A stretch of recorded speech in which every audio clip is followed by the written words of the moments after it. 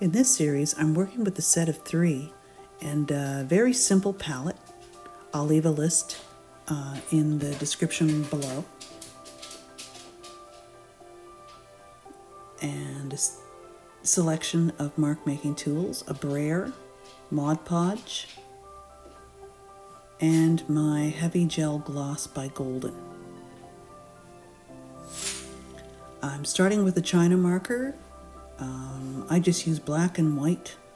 It's great. It goes over the acrylic, and you can seal it with a medium at the end, either matte or gloss. Here I'm starting with a transparent cadmium yellow light. Just putting down some color after putting down some marks and responding to what's there. Then of course I'm using my brayer because at this point I'm not wanting brushstrokes. I'm continuing with warmer, I believe it's a raw sienna or a yellow ochre. And scratching the surface.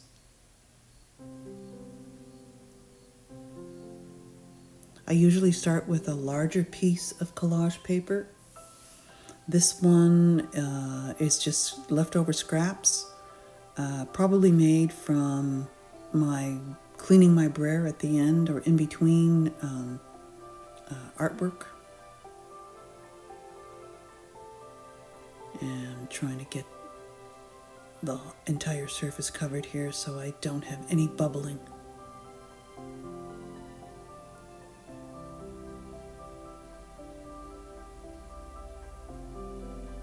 And using a sponge for this job usually does the trick. And of course rolling over it with a brayer really gets the bubbles out.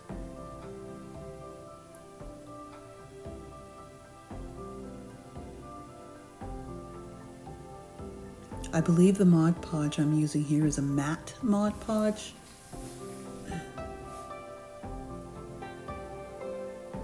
As you can see, I've selected before just everything that I was feeling like working with. Warm tones, orange, red. I really love working with red, orange, and yellow lately, and combining them into subtle values, which really draws interest to the work. As you can see, I picked up a piece of orange there to go just to slightly look different from the red below. So I'm just responding to what's there.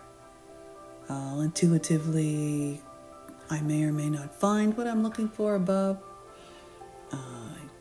Then I might throw down some paint on top. That's my cheap brush that I'm using to spread the medium.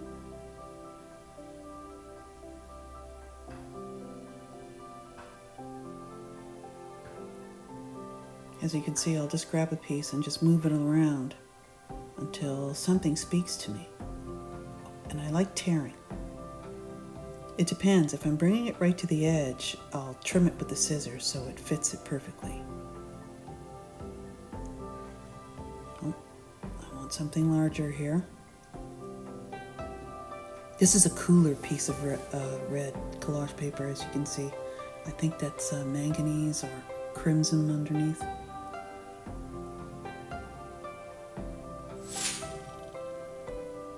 So I'm settling in, making some choices.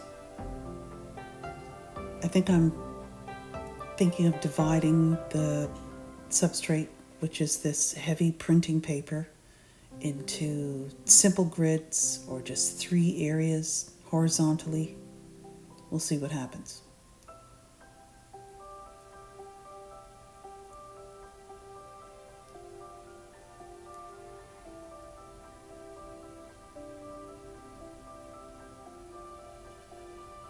You could go with black and white.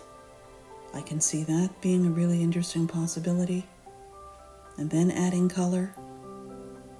But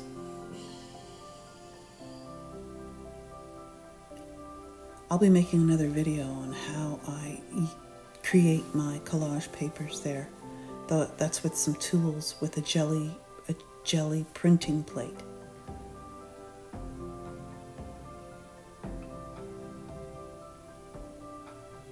So as I continue to use reds, oranges, or yellows, and building up layers of subtle value,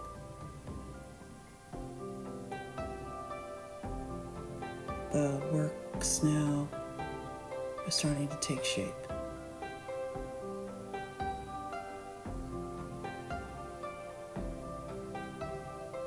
And placing it in different positions just to see what feels best.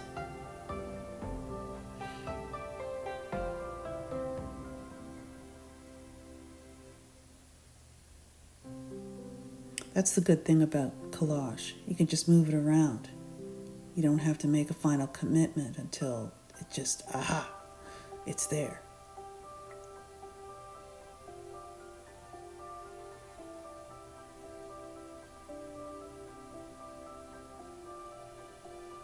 I can see I keep grabbing that one piece, but I'm not happy with it.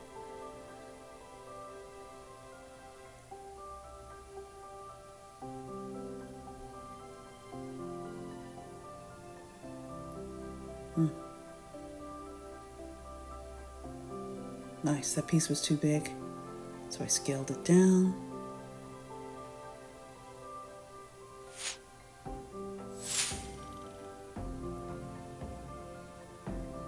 This is just leftover palette paper. Love saving those, just for those real odd organic shapes, and then cutting them out. I'll end up using it. That's why I left it right there to grab. You want to have everything around that you're wanting to use within arm's reach, so you can respond quickly and you don't really want to think too much. I'm not thinking a lot here, I'm just responding. I find that the less thinking I've done, the best discoveries I've found.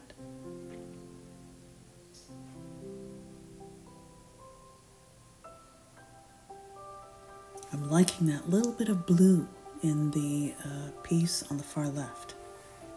Oh, here comes some orange. So now we're going into subtle differences, subtle value differences, color differences.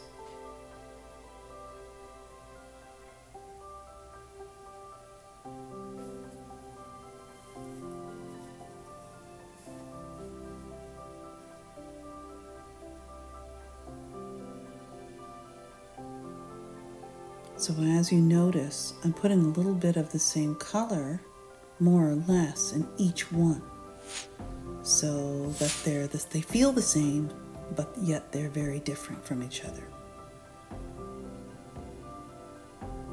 That's what you want to go for in a series.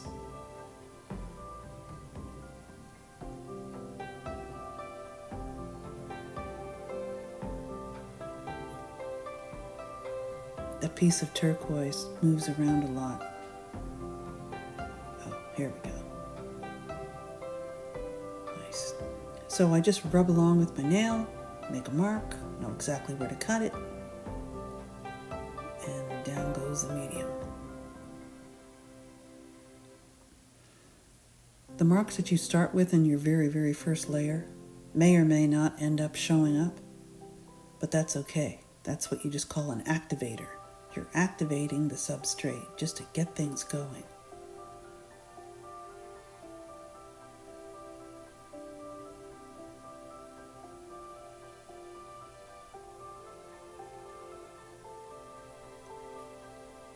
A water element I'm looking for.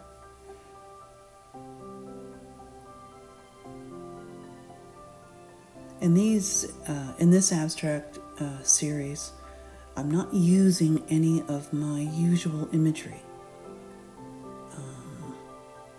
I'll be making a lot more videos on how I do that, and how everyone's imagery, symbolism that you add to your artwork is really what makes it unique. This piece here is another piece of palette paper that was left over that I saved. There's that piece of red again. I realize now that it's not working so much because it's so long and thin compared to the organic pieces that are there. Now, it is a difference, but here I think I end up putting it in the bottom of this, and I cut it at a slight angle just to change it up. Yeah.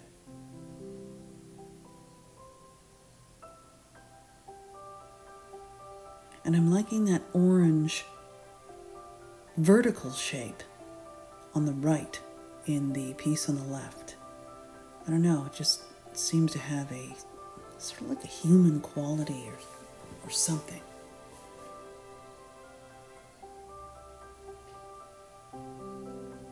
Yeah, so just bending it around the other side for now. We'll trim it all up. Oh, I'm trimming it now. Okay.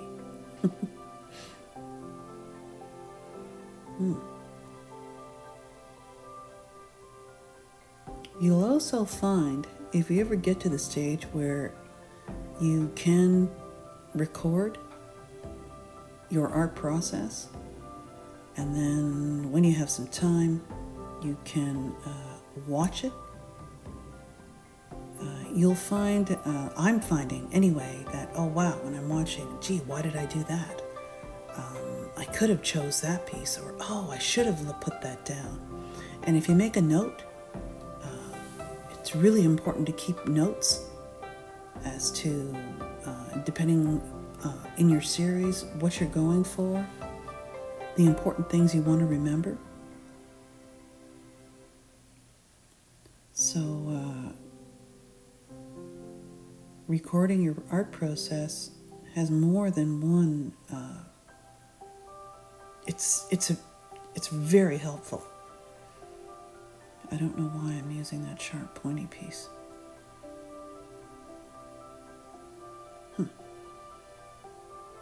Oh, it's going in. Probably because it's so different from the rest. Difference. That's really important. What do you have? What do you see in front of you? What isn't there? Especially if you're stuck and you don't know the next move.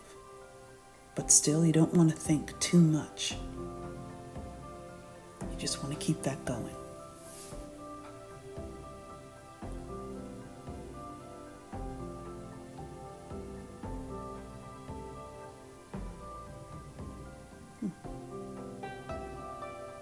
Putting in some black and white elements with the polka dots. Interesting on the side.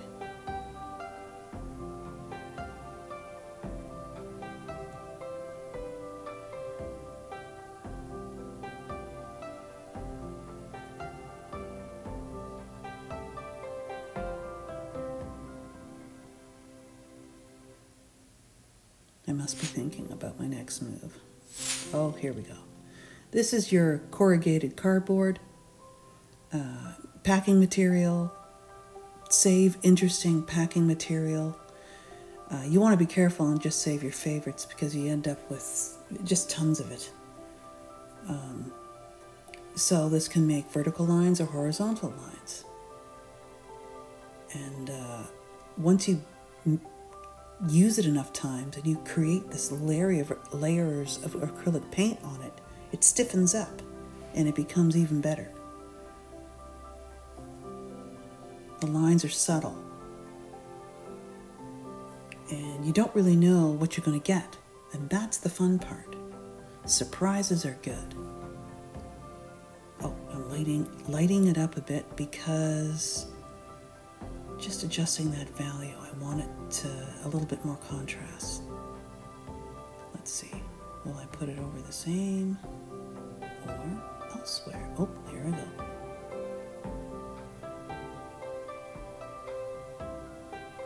Oh, much better.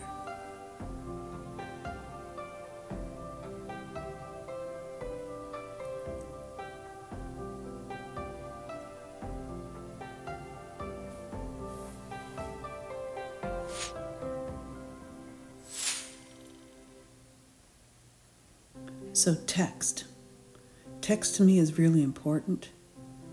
It depends on which layer it is. If it's your first layers and you're just using it to put down to activate your surface, that's fine too. Some of the text will stay, some won't. But I use text in my work a lot. Just because words are powerful. Here but then I like to hide them, cover them, just so they're not so obvious. So this is titanium buff that I'm putting down. And with the brayer, see, it just adds and activates whatever rough or what's at the surface. It'll just pick up the texture. This is tissue paper with paint on it that I deliberately made for my collage.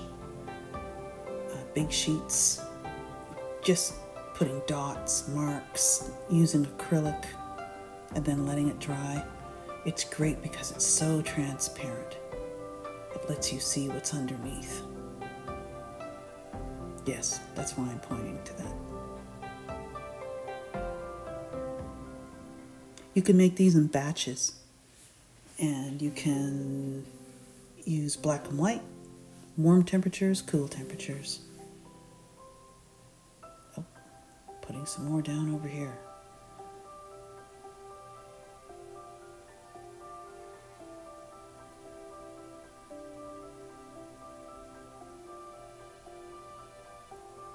Just smoothing it out, making sure. Now, sometimes you want a bunch of texture with your tissue paper, sometimes you don't. It all depends, yeah. So it tore there. It's pretty delicate, so you have to be careful. Easy to tear.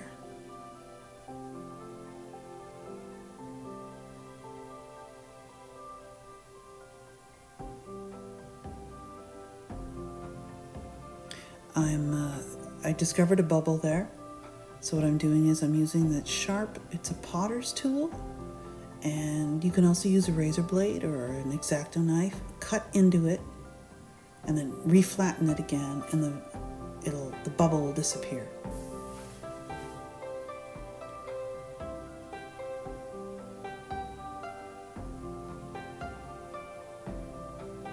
So now I decided, okay, I need some contrast, so I'm coming in with some black. I'm just rubbing the surfaces, making sure the eye moves around.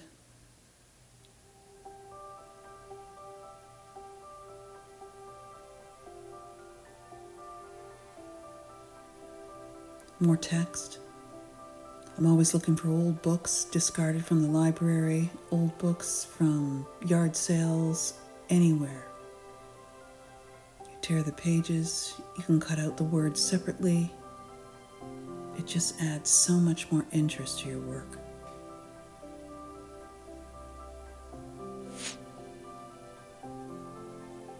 Thank you for watching.